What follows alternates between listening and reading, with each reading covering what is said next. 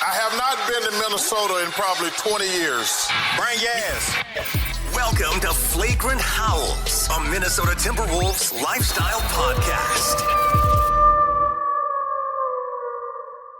All right, Judd, the sports dad's in the house here, Phil Mackey, and this is your favorite Timberwolves lifestyle podcast, where you may have seen some of the Giannis to Timberwolves reports yesterday.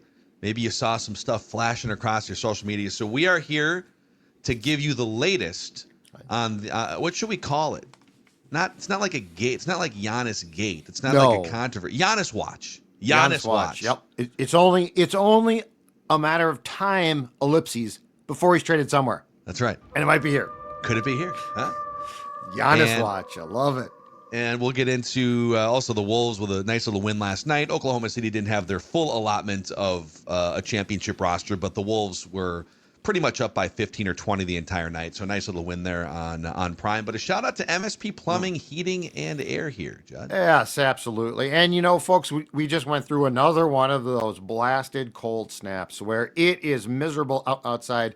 And there's a lot of things that you have to be concerned about when it gets that cold. One of them, probably the most important, is your heating, your HVAC system. And not just is it running, but is it running at peak efficiency? Because if it's not, guess what? You are spending a ton on bills then. And I mean, quite frankly, something could go wrong. And if that breaks down on one of those cold days, it is a huge problem. So that is why a tune-up from MSP is absolutely the way to go to make sure that your HVAC, that your heating is running at peak efficiency. Give them a call, 651-615-4292, or check out their website at callmsp.com. Callmsp.com to make sure that heater is firing like Giannis will when he's in a Timberwolves jersey. Dude, oh, man, Mark Stein came in with some stuff. He was just, this is going to be juicy, dude. I love it. Oh, and just to be clear now, it's not reckless now. Like, it's founded. Yeah. Park Dental's not reckless either. They'll be very careful with your teeth. They're here to help you keep your teeth clean and here to help you with a better dental experience. So I've been going to Park Dental for the last couple years, and they've just been great. I can tell you, really high-end, just nice, clean facilities with state-of-the-art dental technology. I don't know anything about that, but they do a good job, and it's comfortable, and I don't dread going to the dentist. And you can even just go on and check out some of the reviews on the internet about Park Dental. People say the entire staff is amazing, an outstanding practice. I go out of my way to see my dentist is a quote that I saw on there. So check them out. Schedule your checkup at parkdental.com. Giannis Watch 2026.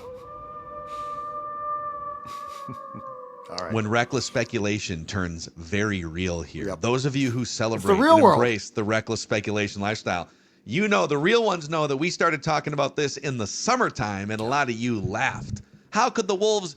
It's not about the Wolves trading directly with the Bucks, because the Bucks might want some first-round picks and assets. But can you put together a 3 or 4 team package? And I always found it funny, the people that say, like, whoa, what assets do the Wolves have? Okay. This team has gone to the Western Conference Finals back-to-back years. You're saying that a team that's one of the, let's say, 4 to 5 best teams in the league collectively over the past 2.5 years goes that far, is ranked that high, and somehow outside of Anthony Edwards is devoid of assets?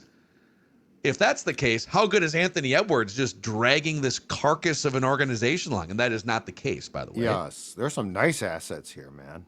Nice. And the Bucks and other teams would want some of those things. But here is the latest on the Giannis Timberwolves related reports. Let's start with yesterday. Brian Windhorst went on ESPN and he said, I think the Knicks can make a compelling offer, and Shams Charania mentioned the Minnesota Timberwolves. He is not mentioning that for no reason.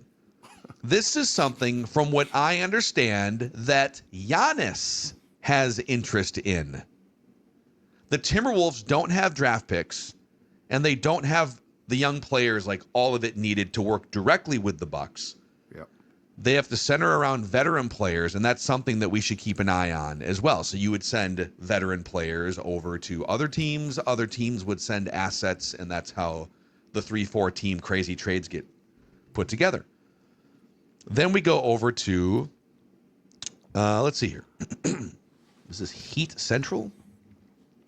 Shams. Oh, this is from Shams via Heat Central. Okay. Because the Heat are one of the teams in here too. Yes. There are 4 teams that have emerged as the strongest suitors for Giannis: the Knicks, the Warriors, the Heat, and the Timberwolves. So now you have Shams and Brian Windhorst both saying Timberwolves. Chris B. Haynes, one of the top 4 to 5, I would say, most highly regarded NBA insiders. He put this out. Miami definitely in play. Definitely trying to get something done. Golden State as well has long coveted Giannis. We've always heard about a potential pairing of Steph and Giannis. I will say this, he adds. I do think Giannis would like to pair up with someone of Anthony Edwards' caliber. Which Giannis has essentially said in the summer when he did that sit down. He said that basically. He's like he was one of the players. In fact, he was the first player when asked about who he admires that Giannis brought up. Mm-hmm. So that tracks perfectly. That's not speculative. That's fact, Jack. And then I'll give you one more here for now, and this is an evolving story by the hour, by the day. But Mark Stein, who's been a long-time NBA insider, I think he's working. He's got his own Substack, I know. Yeah. And he covers the Mavericks a little more closely. He lives down in Dallas, but he was like one of ESPN's top insiders for a long time. Yep. Very plugged-in guy, Mark Stein. And this is from his Substack. The Timberwolves are rarely mentioned as a Giannis contender on par with Miami, Golden State, and New York. But multiple sources we've spoken to says they should be. Reckless speculation. Difficult as it is on one hand to regard Minnesota as a threat on that level when it currently has nothing of draft consequence to offer beyond a first-round pick swap in 28, the Stein line has learned that Antetokounmpo has quietly had the Timberwolves in his thoughts dating to the offseason. League sources say that the prospect of teaming up with Anthony Edwards holds strong appeal for Giannis, which led to some notable back-channel discussions in recent months that lend true legitimacy to the Timberwolves' status as a potential landing spot, despite the undeniable obstacles the Wolves would face having to trade multiple pieces. Mm-hmm. Reckless speculation. So that's the latest. How does all of that reporting from the most credible NBA insiders, they are essentially being told one by one from people close to Giannis, if not Giannis himself. We don't know exactly what the sourcing is. Sure. That the Timberwolves aren't just some pipe dream option here, that Giannis would kind of like to play with Anthony Edwards, stay in the Midwest, and go title hunting more than like hanging out on the beach in Miami. So first of all, I think that this entire thing, like the more I think about it and read about it too, I think we might be getting ahead of ourselves as far as the timing. Like the deadline's a week from Thursday, and it sounds like Giannis would like out. So, you know, if he could get out a week from Thursday, but he's hurt right now, and I think it's legit. He's been injured in and out of the lineup basically for the last few months. It's a calf, I don't like calf injuries. Calves can lead to Achilles. I know. And Achilles are very, very scary. Anyway, my point is, I wonder if this is going to end up being an off-season trade, which by the way, still very much puts the Wolves in contention. Yeah. But you know, if you're the Bucks, if you're the Bucks, you don't have to trade him now. Again, to your point, it's a calf, which leads to Achilles. Doctors from teams because I mean, if you're the Wolves and you're going to give up Jaden McDaniels, Julius, that type of package, you obviously don't want to get a guy who you try to play through a bad calf. If I'm not mistaken, that's what Durant did with Golden State, tried to play through a calf and his Achilles popped. Yeah. So I wonder, Phil, if this is more likely a summertime thing, a June type of trade. But that does not discount the Wolves' involvement at all. It's just, it feels like, because with the Wolves, it would probably be a 3 to 4 team trade. Feels like there'd be a lot of parts. It would be upheaval, but it's also a great player, great defensive player. So the more I think about it, I wonder if this is like a June trade, but I also think that the Wolves would be very much in contention in June to trade for him just as much as they are right now. So, but here's part of the conundrum with waiting until June is you keep the door open for like the Knicks or Miami to lurk around and maybe Sure. stick their nose in there at the trade deadline or sometime in the summer. Maybe other teams pop up that No question. wouldn't do this now but would do it for whatever reason in the summer. It kind of, if it's percolating now and you want to make it happen and all parties involved are satisfied with the trade terms, in a perfect world, I would love to see. I mean, the Oklahoma City did not have their full allotment last night, but they did have their two bigs and the best player in the league or the MVP of the league. So it's still a nice win. When the Wolves are playing at that level and they're moving the ball and they're hitting shots and Anthony Edwards is doing his thing, they can beat anyone in the world. And if they can play like that in every 7-game series all the time, like they are one of the 5 or 6 most highly regarded championship contenders. And so in a perfect world, I would be curious to see this thing play out for the rest of the season with like a marginal move at the deadline next week to expand the rotation and just see what happens and then make the big nuclear move in the summertime. Right. But part of the problem is if you're going to see it through this season, you still have to make a trade. Like you can't keep running. He didn't play last night, but you can't keep running 27% shooting since November. Totally Conley out there. Totally agree. And so you'd have to give up to get like one of those Bulls guards or something. You'd probably, let's say you traded for Kobe White, expiring contract, or Ayo Dosunmu from the Bulls, expiring contract. You'd have to give up Dillingham and maybe even TJ Shannon or like second round pick or two. You'd be giving up assets to get an expiring contract. If you could give up those assets and get someone that's under control for another year, it would at least allow you to hold on to an asset that you could then trade in the summer. But if you traded Dillingham and you traded like TJ Shannon, and I know it doesn't sound like it would make or break the Giannis trade, but like those could be essential final pieces to get another team the value that they need to jump in on this trade. Would you be cutting off your ability to complete this trade, or would you then have to like now you got to throw in Naz Reid to make it happen or something? So You also have to decide how close are you with the current roster Correct. to winning a championship. Was last night and some of these impressive moments that you see just enough fool's gold? Hey, like this is a championship team when really the glass ceiling is like get beaten 5 games in the Western Conference Finals. And if you don't think this current roster and nucleus can win a championship and you have a window right now to make that trade, you should probably capitalize on it. Welcome to the world of being competitive, which is awesome. The Wild has the same exact conundrum, right? Do you trade a key chip right now, but then that might stop you from getting a better chip in the offseason? But by the way, people think, and they're right, that you should win right now. Yeah. So like this is, I would just like to say, first of all, this is a great problem for this show to have and for the Wolves to have, because far too often we've been nowhere near this. Like this is the high tax, great, area of sports to talk about, which is, can we make that trade now to improve our team right now? And by the way, then double down and make another trade. All of that being said, let's unpack this.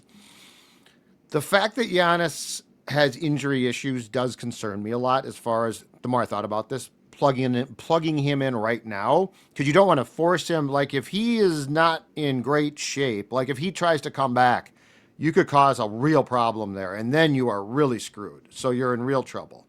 The other thing is I find it hilarious that the roller coaster ride that this team is on, you beat the Bucks. We don't need any moves, no trades. Then you go through a 5-game skid where you look like you forgot how to play basketball. We're going to have to do something. Now last night, Jaden McDaniels, you can't even consider trading him ever. How could you trade him? And look, he's a really good player. So I would say weighing all this realistically, I don't know that you're going to get, I don't know that Giannis is going to be traded a week from Thursday anywhere. Again, if you're the Bucks, you've got the hammer and you're not going to acquiesce to a guy just for the sake of we liked you or we did like you. The other thing is I'm sort of with you. I think the Wolves need some depth, and Mike Conley didn't play. They played well. But, Mike Conley basically very sadly can't play now. So I think the real answer from Conley is going to be that they probably do make a trade by next Thursday. That doesn't take them out of the exploration for Giannis. But that being said, I just don't see that trade being made within a week. And that's just me. Also, like, let's say the trade does get made. Another thing to consider is it's going to take the amount of players you would have to ship out is significant. And you'd probably be bringing back, my guess is, as the trade gets pieced together enough to like make this happen for the Bucks to be happy and the Wolves to be happy, but then like the salaries to be matching and the assets, like there's almost has to be 3 or 4 teams involved. And it might blow up to the point where you're bringing on like 2 players in addition to Giannis, and now like half of your rotation or more is new. Right. You're going to be good because you've got 2 of the best players in the world, and you're still going to have some rotation players. But are you going to be gelling at a championship level down the stretch here, or is it going to take the summer and a training camp and then the real championship window opens? Like, are you going to put together a team even with that much high-level talent, even if Giannis comes back healthy from the calf injury, that's going to beat a fully stocked Oklahoma City team in a 7-game series, or a Denver team if Aaron Gordon's out with a hamstring, but like, that guy comes back? But I keep going back to 2 main principles here. Mm-hmm. I don't think this team, as currently constructed, is a championship team. Mm-hmm. They're a very good team, but they're not a championship team. And so if they aspire to be a championship team, what is the next chess move? If the Giannis thing presents a major pivot, but an opportunity to just kind of go forward in a completely new direction that opens up championship doors, I'm willing to take on the risk of them. Because I think what happens is, and we're guilty of this in Minnesota sports, we get really comfortable when things are going really well and they're not terrible. It's like, okay, all right, we're going to play. This is great. Playing playoff basketball. Can't trade that guy. You're winning. Like, you don't want to screw up what we have, because we know how dark it was for like 15 years, and everyone's afraid to take a step back. And then if you make a trade for Giannis, now it's like, if you don't win a championship in the next 2 or 3 years, it's championship or bust. And to that I say, yeah, I'm fine with that. You know what else is championship or bust? Having Anthony Edwards on your team at age 24, 25, 26 over the next couple of years. Like, when you have one of those guys on your team, it should be championship or bust. Yeah. So the more I look at this, like, to me, if you can get Giannis and keep Beranger and keep one of either Naz Reid or Jaden McDaniels, and the pieces you're giving up are like Rudy Gobert to a team that needs a defensive backstop that can take a step forward, Julius Randle, you probably do have to part ways with either Naz or Jaden as like a Bucks current player centerpiece. Yes. And then like Dillingham and maybe Leonard Miller or TJ Shannon. But if you can keep Beranger and if you can keep either Naz Reid or Jaden McDaniels, I think I'm in. And if I'm the Bucks, I'm getting Jaden for sure. Like, that's not even a question mark. Like, they should be demanding that. Yeah. And it's not like take your pick of Naz or Jaden. I'm getting Jaden.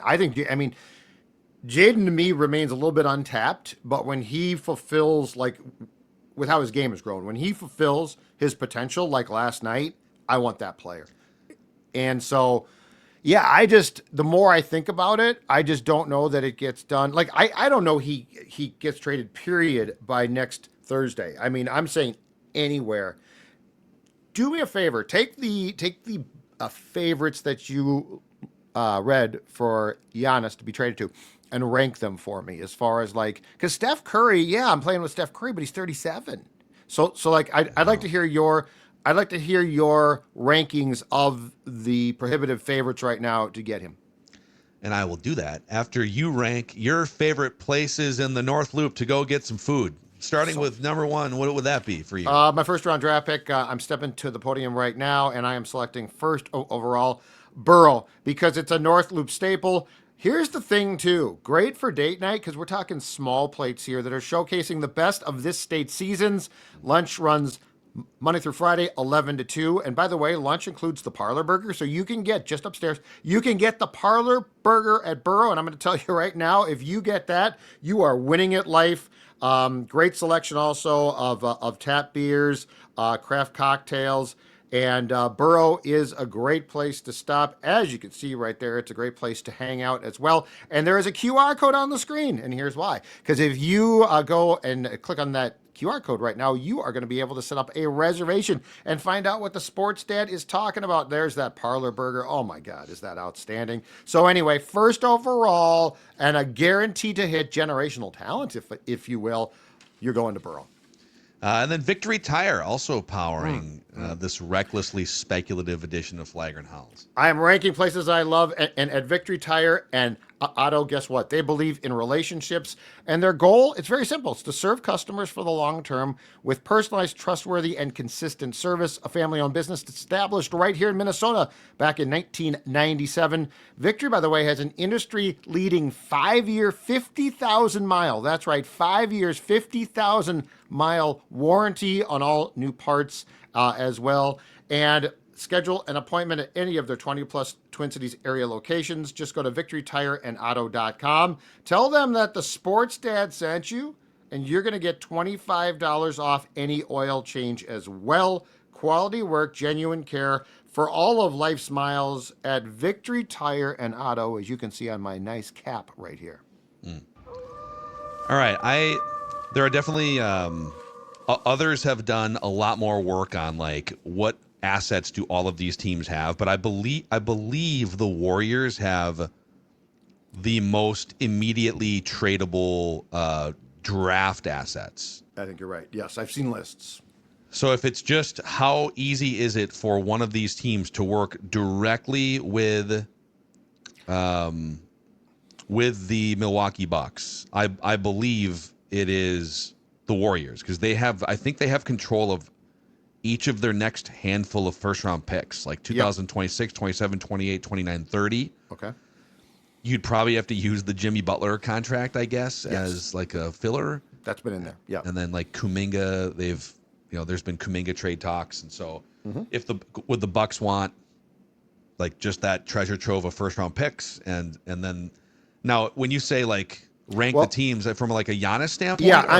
Yeah. From his standpoint of like, I can go there. It's a great place to go and I can win. Like really good percentage chance that he would go and not just be the main cog, but like, because Ant is incredibly attractive because of his age, right? So like Steph strikes me as, okay, he's a Hall of Fame player, great guy to play with, probably a great guy, but he's 37 years old. So I'm asking you from his standpoint. Yeah, I mean, Steph is still like one of the 15 best players in the league, and he's still. There is something interesting about that, and I think they would keep Draymond in that scenario. I haven't seen all the Warriors trade iterations, but sure, yeah, like 1 or 2 years of two of the greatest players of all time, and then kind of whatever they piece around, and then Steve Kerr is interesting. But I think like the Timberwolves as currently constructed are better than the Warriors as currently constructed. Yep. And if both teams are going to have to trade some, now the difference is the Warriors with Butler's salary and another piece, they don't have to give up as many current rotation players because they've got those available first round picks. The Wolves have to give up current rotation players to generate enough value to other teams to give first round picks that they filter over to the Bucks, and that's what makes it a little bit tougher. Mm-hmm. But I would say if you're Giannis and you're looking to win a championship in the next 2 and 3 years, I think it's between the Knicks and the Timberwolves, because the Knicks would essentially be swapping out Karl for Giannis and then whatever other things are kind of peripherally involved. And then you'd have Giannis and Jalen Brunson, and they've got some other good players that helped them get to the Eastern Conference Finals last year. I think if the Wolves, like I said, if the Wolves can keep either Naz or Jaden, and we went over a couple days ago, our guy Tim Garrison from Wolves Twitter, he gave us the 4-team crazy trade where Gobert goes out, Julius goes out, Jaden goes out, and then like Rob and Leonard Miller. But you'd be getting Giannis, Miles Turner, and Colin Sexton as a rental guy off the bench. And so it wouldn't be like you're losing 4 rotation players and only getting Giannis back, in which case you wouldn't win a championship. But if at the end of the day your rotation is like Giannis, Ant, DiVincenzo, a Miles Turner type. I've seen some iterations where like Drew Holiday comes back from the Blazers. So if you can get Giannis and like another dude, Yep. and maybe even a third guy, been some Amir Coffey iterations where he comes in as like a wing player for depth, back to his roots. And then Naz Reid sticks around, and Beranger, who's been awesome in the rotational minutes that they've been giving him.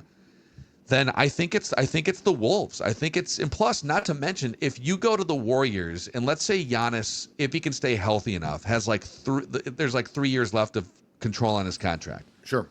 The third year I think is a player option, so maybe it's only 2. But Anthony Edwards ain't going over the age cliff in that period. That's what I'm saying. Steph might, but Anthony Edwards isn't. Correct. And the Heat, I just don't know, man. Like, I don't know that the Heat are not on the level of the Knicks or the Timberwolves, probably not even on the level of the Warriors in terms of like how close they are. Are they like a piece away from winning a championship? And that's why I think from a Giannis standpoint, if you care most about winning a championship, the Wolves would probably be the number 1 team or right there with the Knicks on that list. That's what I'm thinking. Like, if you want to go to a team and a franchise that is well run and sort of be the focal point of a turnaround, I think the Heat. Like, because it's a great culture, Heat culture, and it's a place where they've had success. It's Miami. It would be sexy. I'm sure the league would love it, right? And he could be the rock of their next championships, but they would have to assemble it. The Ant thing to me is so intriguing. The other thing about Giannis, and Ant is kind of like this to this point too. Giannis is like he's like the counterculture NBA superstar compared to the generation that preceded him. The LeBron, Durant, Yep. Curry has stayed with Golden State, but there's some dudes, even like Carmelo and Chris Paul, Yep.